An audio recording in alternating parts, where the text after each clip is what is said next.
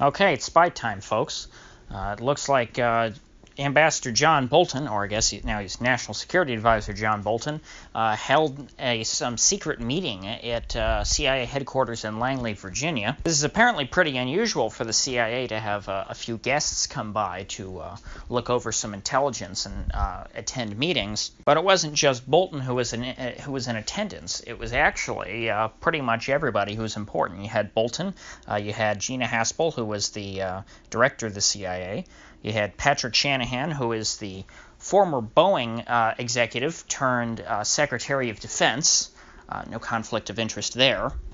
You've got the chairman of the Joint Chiefs of Staff, Joe Dunford, a good old military bureaucrat who's very accomplished at achieving nothing.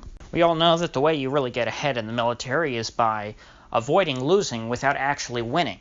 That way you seem like you're actually useful, like there's a tough fight going on, and like your job has some very unique purpose. And of course we also have Mike Pompeo, the evangelical Christian who is on a warpath to fight the wars of for the Holy Land. Pompeo, out of all these people, I think definitely has the most crusader fantasies. I think he sees himself kind of like King Cyrus, you know, trying to roll into the desert and lay down the law and civilize the Middle East. Now, last and probably least is the Director of National Intelligence, Dan Coats. Most people probably have never heard of Dan Coats. I believe he was a senator from Indiana or Illinois, but I think Indiana, which would be Mike Pence's home state. And he was another one that was just in the Senate forever. Now, the Director of the National Intelligence was a post created by, I think, Obama, and the whole point was so that the president could appoint one person to oversee all the directors of the, 80 different alphabet soup intelligence agencies, such as the FBI. Or rather, I should say the CIA. Although I still think they include the FBI in the quote-unquote intelligence community, since they do gather in domestic intelligence, i.e. spy on Americans. But it looks like in the Trump administration, the Director of National Intelligence really isn't that important. Obama seemed to really use the post. He had James Clapper in there, who was another jerk that I really don't want to get into.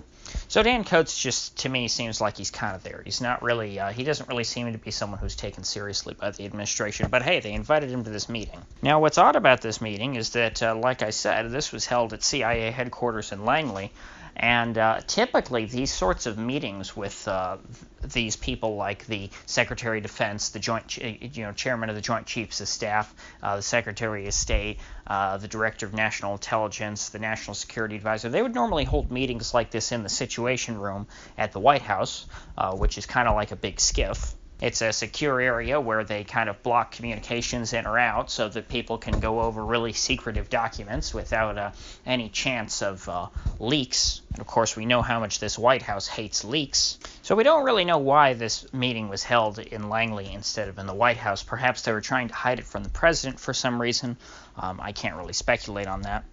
But what's interesting is that even though this was at the CIA and presumably going over CIA intelligence, the director of the CIA who attended the meeting was not leading the meeting. The meeting was supposedly led by John Bolton, which I find very interesting considering that he doesn't really have any official authority because he is an advisor to the president. He doesn't have anyone under his command. So it's interesting that, when the president isn't even present at the meeting, that Bolton would play such a pivotal role. You would think that his duty would be more to observe the meeting and then report back to the president.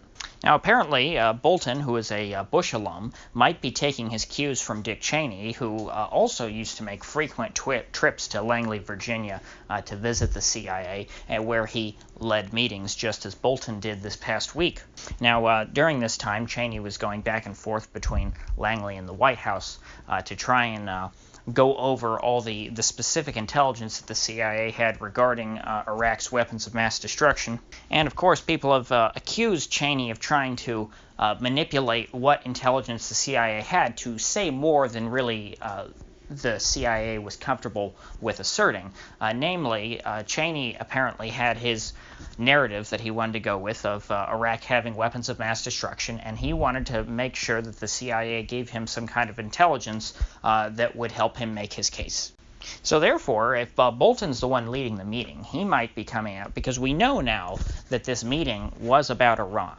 Perhaps what Bolton is trying to do is he's presenting in this meeting, here's the narrative we want to push about Iran. This is what will be able to get us to sell a war with Iran in the media.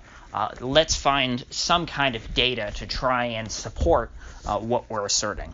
Now, interestingly enough, they have said with certainty, the sources that NBC News had on this story, they have said with certainty that this meeting was not about the intel that was gathered by Mossad and handed over to the White House, which triggered that whole carrier strike group supposedly being expedited in their move to the Middle East. Now, of course, this, as we found out earlier this week, that carrier strike group that's moving, that should be, near Iran sometime today, at the entrance of the Persian Gulf. That strike group was already on its way there before that Mossad intelligence came out. So perhaps the strike group was being moved to the Middle East because of whatever intelligence they were going over in this meeting last week with Bolton and Shanahan and Pompeo and Haspel. Although now that I think about it, that doesn't make sense, because I believe that it was originally announced that that carrier group was going to be moved to the Middle East sometime back in March.